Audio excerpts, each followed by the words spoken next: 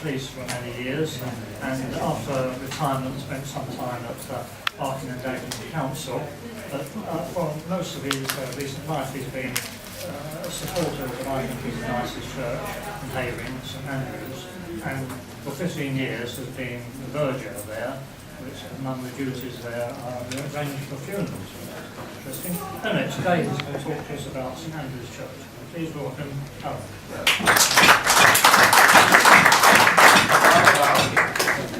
It's not that serious,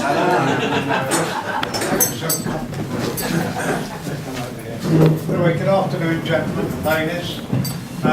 Thank you for inviting me here, or Ray for inviting me, and thank you for the meal. I'm the verger at St Andrew's Church of Hornchurch. Now, the verger is a very old part of the church. It's the person who precedes a procession into the church. Now, where you have the large churches, Westminster Abbey, St Paul's Cathedral, any of the cathedrals in the country, they have full-time vergers. They're paid full-time workers. Most of them have the grace and favour of partners as well. But the small parish churches like ours at St Andrews, I deal with the funerals. I don't have anything to do with the weddings. We have about 40 weddings this year at St Andrews, but we have many more than funerals. And my job is I get a phone call, are you available for a funeral? I say yes, like I've got 3 funerals at the church next week. So I liaise with the funeral directors, find out the hymns, CDs, and I play the CDs. And as the vicar said, he can just swan in, take the funeral service, swan out to the crematorium or to wherever he's going, and leaves me to clear up. So I'm the verger, and the verge is what I act as a verger if we have a big occasion at the church. You know, if we have the mayor's here or the Bishop of Barking, and I have my verge in front of me. And in the old days it was used to warn people out the way when the bishop or whatever was behind him. So it's more or less like a weapon, but obviously it's not used like that now. Anyway, I've been a verger at St Andrew's Church about 15 years. So I want to talk about St Andrew's Church. But I'll talk first about some of the legends that we've heard over the years. First about Havering. Now, there is a story that Edward the Confessor, he was in the northern part of the borough, which most in Saxon times, all the kings went there, you know, where Havering Abbey Bower is. And Edward the Confessor was near a church, but we don't know exactly where the church is. And we like to believe it was our church, but there's no historical fact about that. Now Edward, he was approached by a beggar, and the beggar wanted money from him. And it's like kings and queens, they never carry money. His almoner was with him, so the king handed him a ring, and he said, have a ring. Now, this is where Havering's supposed to come from. But many years later, there were English pilgrims who were in the Holy Land, and they were approached by a man in white who said he was St John the Evangelist. And he told them the story that the king, Edward the Confessor, had given him this ring. He handed the ring back to the pilgrim, telling the pilgrims that the king would be dead within 6 months. The ring came back to Edward the Confessor, and he did die in January 1066. And evidently this ring is what is placed on the finger of the king and queen at the coronation. Whether there's any truth in that, nobody knows, but that is one of the legends. We come to the other one. St Andrew's Church down the road has got horns on it. Again, there are legends about where the horns came from. Evidently, years gone by, on Christmas Day, there used to be lots of festivities in the dell by the church. And they used to play for a bull's head. And there was talk that the horns and the bull were placed on the top of the church. There is another theory that there was a lady of ill repute who gave a lot of money to people, and the horns are put on the church for that purpose. We have got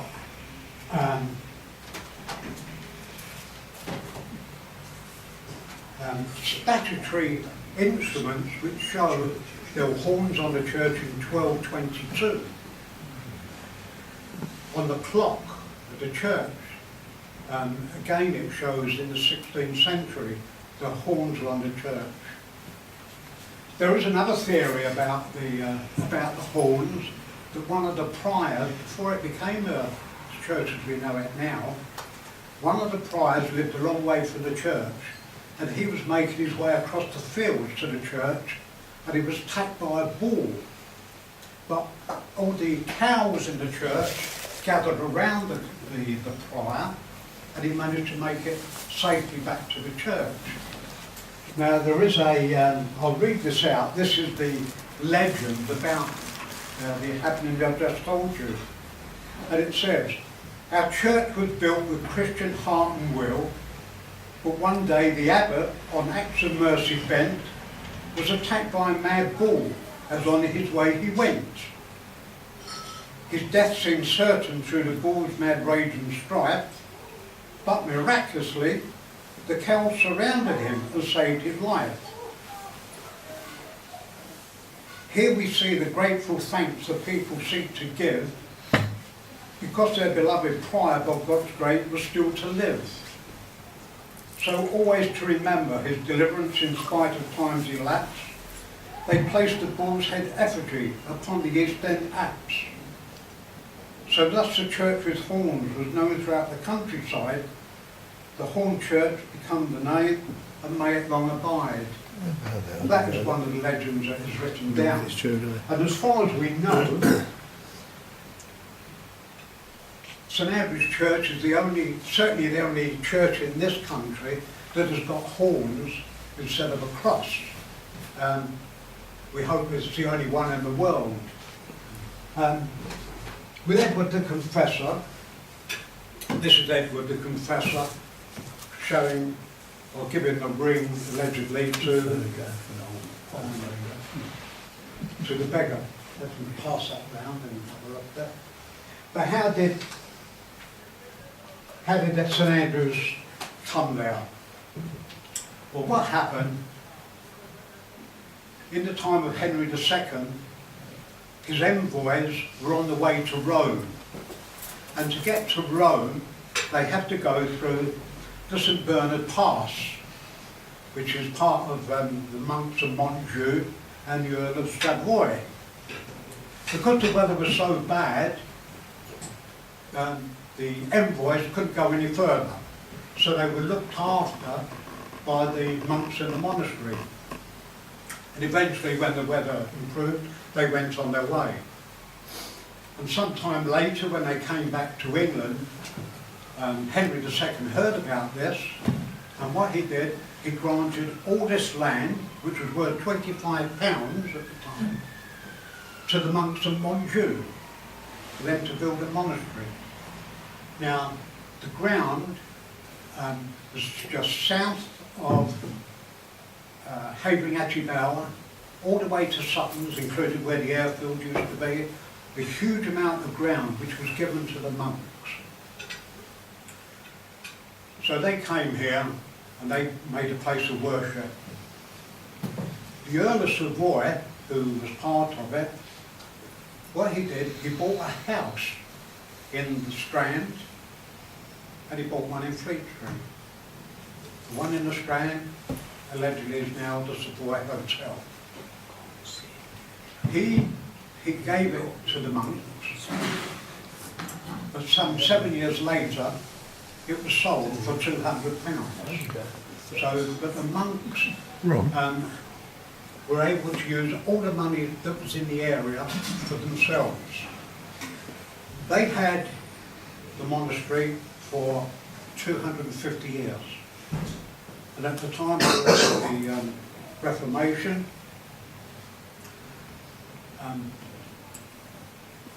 William took the land back from them. The Bishop of Winchester, William Wickham, already had New College, Oxford. And because it was a place of Christian learning, the King sold it to William of Wickham. William of Wickham paid 500 gold crowns and 500 French francs. And that was in roughly 1391. The church took 8 years to build.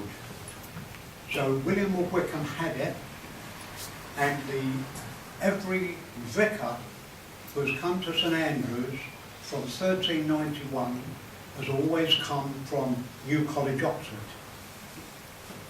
Obviously, over a period of time, there isn't very much of the original church left. The oldest part of the church is from the 13th century, and which is on the north side of the church. The south side of the church has been altered several times. Like all churches over a period of time, there's many alterations.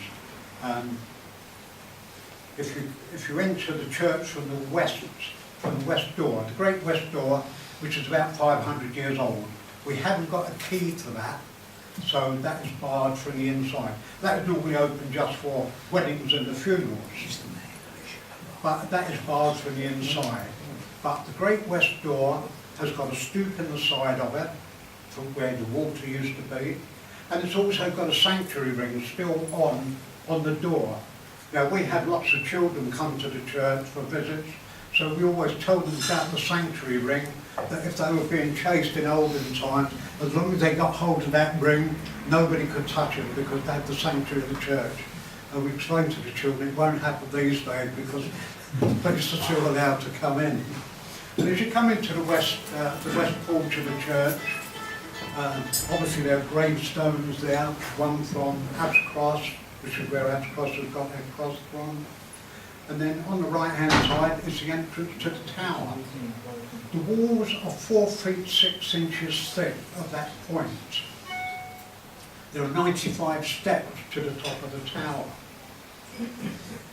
which is roughly 132 feet above sea level. And you do get a wonderful view from the top. Unfortunately, the copper on the top of the tower is deteriorating rapidly, and it's got to be replaced at the cost of £18,000. So we can't take anybody to the top of the tower. We can't take a group. Mike the gardener and myself, we go up regularly, we change the flag. Like at the moment, we've got a flag up for the Union Jack, or the Union flag, which we lowered at half-mast last week for the anniversary of the Great War. So the flag is 12 foot long, 6 feet wide. So there's always two of us change the flag because it gets very windy up the top there. We do change the flag, we change it to Cross of St George on St George's Day. And then in October, 30th of October, is our patronal festival, St Andrew's Day. So we change it to St Andrew's flag. So I'm in charge of the flags, and we change the flags, 3 times a year. But I say, it's unfortunate. We used to take groups to the top when we had an open day twice a year. And it was a source of revenue from the church, because there's 3 churches in the parish, our own St Andrews, St George's in Kenilworth Gardens here, or there, and St Matthew's in Chelmsford Drive. And it costs us £36,000 a month to run the 3 churches. So the more weddings we have, the more funerals. Funerals are very cheap. Anybody can have a church service for a funeral, and it doesn't cost very much. If you live in a parish like St Andrew's Parish, our own vicars will deal with the funeral. If you live outside the parish, then it's up to you to, or the funeral directors will arrange another vicar to take the funeral. So the the tower, in the tower itself, on the ground floor, there's a list of every prior, every chaplain who's been in charge of the church over, since time immemorial. We have a ringing chamber, that's where all our bell ringers are. Originally there were 5 bells in the church many years ago, but in 2001 we had another bell fixed, so we've now got 10 bells, which is unusual for a parish church.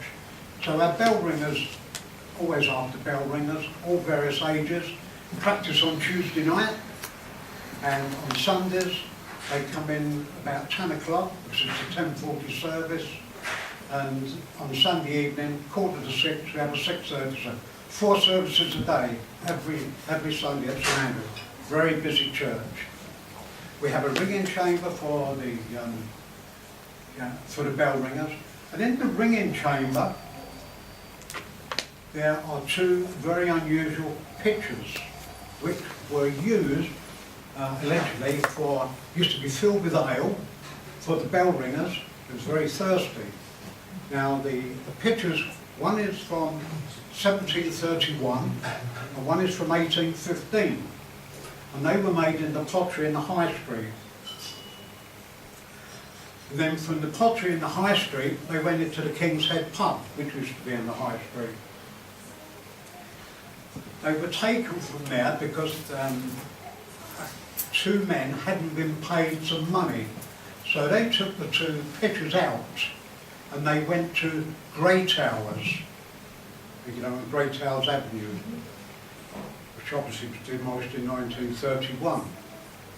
Now that was run by the Holmes, that was the home of the Holmes family. The Holmes family kept these pitchers and eventually they gave them to the church.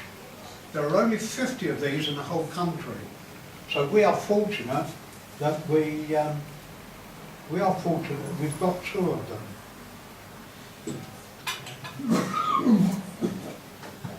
I don't know whether you can see it. These are the 2 pictures. Some photographs here, you can have a look afterwards.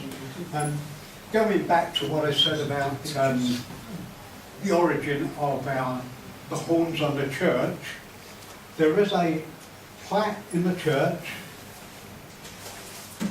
this one, photograph, which is in Latin, and that is dated 1610, which tells you about the Horn Church.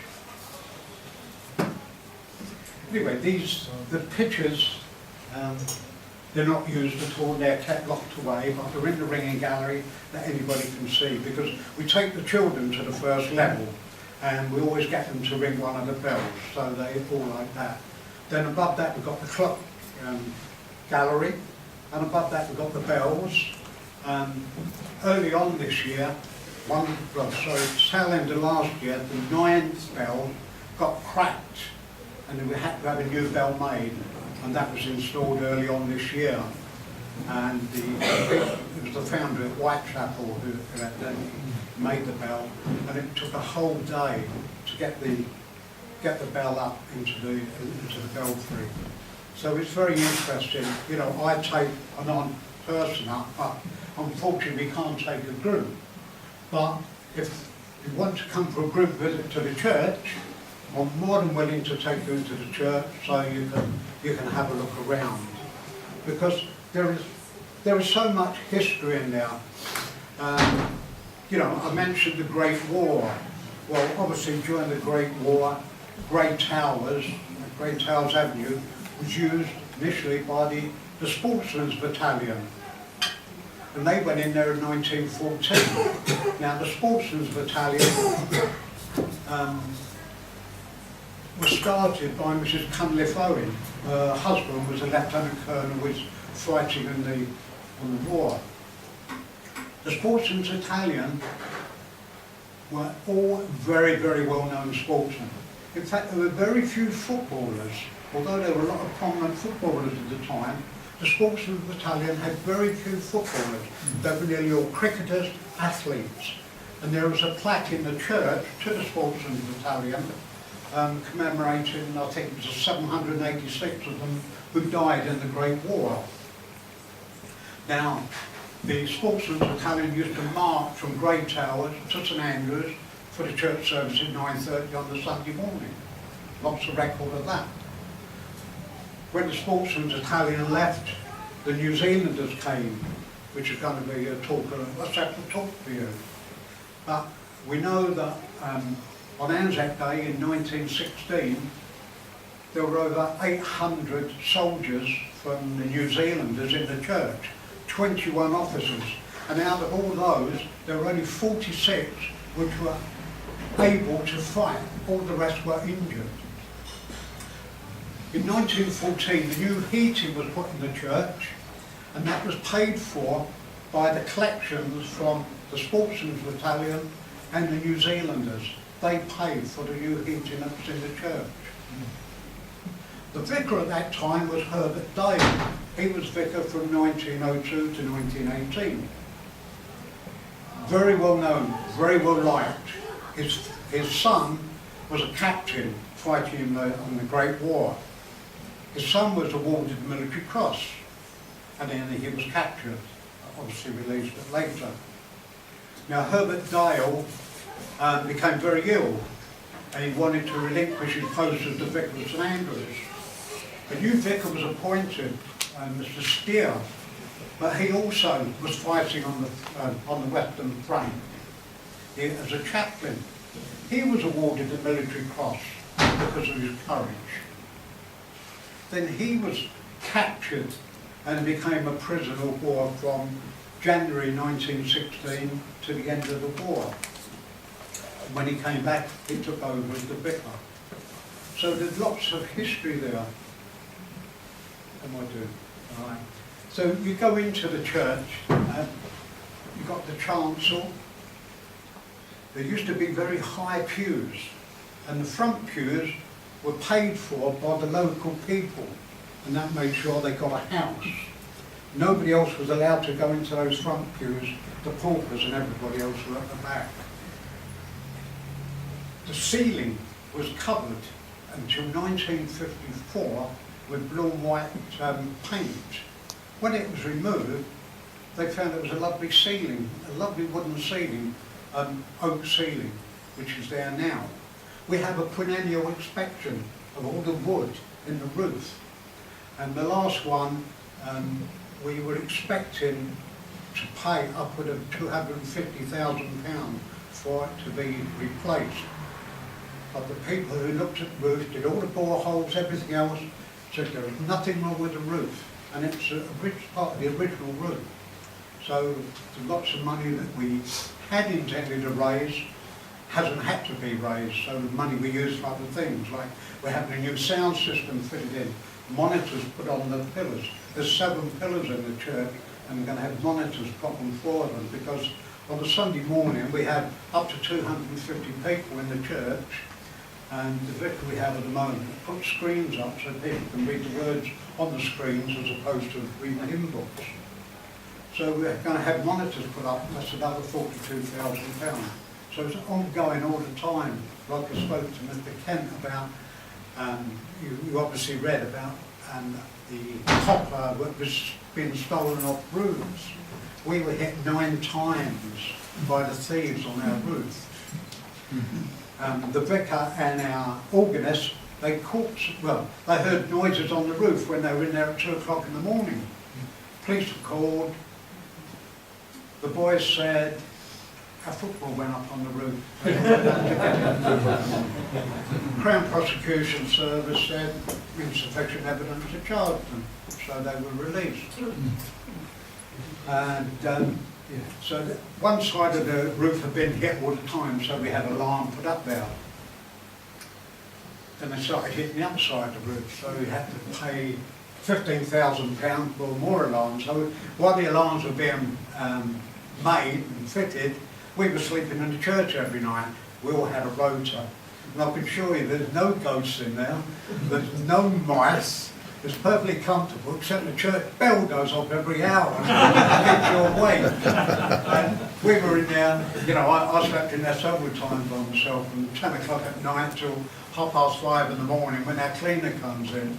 I was certainly glad to see Christina, but it wasn't frightening at all, although lots of creaks.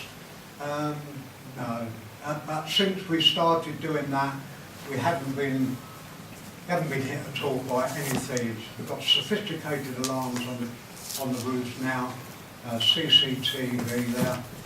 One of the drawbacks was on a particular Saturday night, we didn't know the thieves had been on the roof, and there was a huge downpour, and it came right through the roof, right where the organ, on top of the organ. The organ is 100 years old, 101 years old this year, and a lot of it was damaged, and it had to be taken away for repair. So we had a temporary one, and the repair cost £25,000, but it's back now. It's, I say it's just over 100 years old. It's got 1,100 pipes on it. It's a beautiful organ. And where the organ is, we've got the lower vestry down below, which is the entrance to the vault, which is blocked up. There are tombs underneath the church. I do know another way into the vault, which I've never tried it, but I hope that people have been in the vault. There are tombs down there. As I say, it's a very busy church. There's 7 pillars in the church, and on the service of 9 lessons, which is the Sunday before Christmas, and on Christmas Eve itself, we have a candlelit service, 300 candles we light for the 9 lessons. We've replaced them all for Christmas Eve. It's a wonderful service. We get up to 500 people in there on Christmas Eve. So if anybody wants to come along to Christmas Eve, please come along. You'll be most welcome. Anybody can sing in the choir on Christmas Eve. You don't have to be a member of our normal choir, which is, on the big occasion, we have all the choir, which is about 32 people. So you're welcome. Anybody's welcome. You can come to rehearsal about 7:30, and then the service starts at 11:30 Christmas Eve. Anybody is welcome. Anybody. So that is part, very small part of St Andrew's Church. We've got numerous parks around the wall. We've got 6 parks relating to the First World War. We've got, like I mentioned, the Sportsman's Battalion. There's 2 in there for the Bear Block family. One got killed in the Battle of Jutland after taking part in the Battle of the Falklands, and I think the other one died at Messins Ridge. We've got another one for a gentleman named Chapman, and he died in 6 sons. And as you can see, the sons have got short cloaks, and the ladies, daughters, have got long cloaks, which this was the custom for the when he was alive, but the custom changed to short cloaks later. So this is one of the things that are in the church. If anybody wants to come and have a look at it afterwards, you're more than welcome.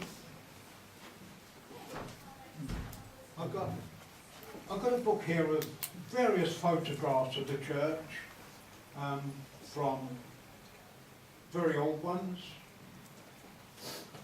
This is a copy of the charter that was given to William of Wickham by the King, which is in New College, Oxford at the moment. So I've got some very old photos of the church, plans of the church. There's a photograph here of the Church Lads Brigade in 1904 outside the church. So what I've also got for each of you,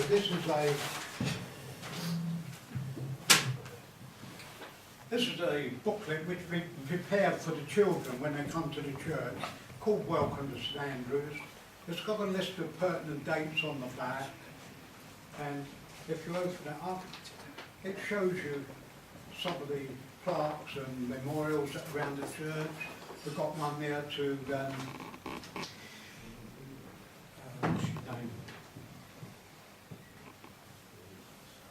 first Postmaster General, Whitlam. He died on the way to church on the Sunday morning.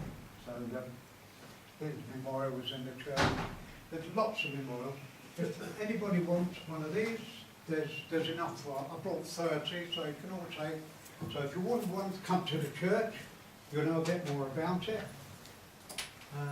So if there's any questions, any answers, I'll try to answer any questions. It's a very short summary of what there is in St Andrew's Church. We've got some of the altars we get locked away. We've got a King James Bible, which is over 400 years old. We keep that locked away, but we bring it out for the children to try to get them to read it. Because obviously the writing is very different 400 years ago to what it is at the present time. We've got two models in the church as well, which unfortunately they're too delicate to bring out. One of them is made of icing sugar, and one is made out of matchsticks. So anyway, if you've got any questions, I'll do my best to. Any questions?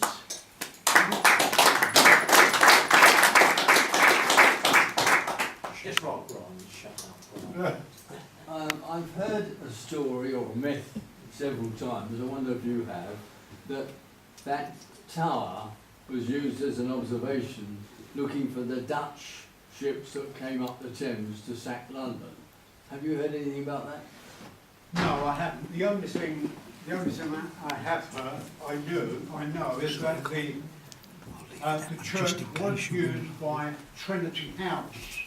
The ships on the Thames used St Andrew's Church as a marker, and on the west, in the west gallery where the bell ringers are, there is a stained glass window dedicated to Trinity House, the same as there is a stained glass window on the opposite side dedicated and paid for by the New Zealand forces. But no, I hadn't heard that story at all. No. Be quiet. Any more questions? Alan, we've all driven, walked, been bussed past that church thousands of times and given it a cursory glance, thinking it's another church. It most certainly isn't. It's steeped in so much history. It's unbelievable. And I'd like to thank you for coming to talk to us. I found it fascinating. I've learned quite a bit. And fellows, could we show our appreciation to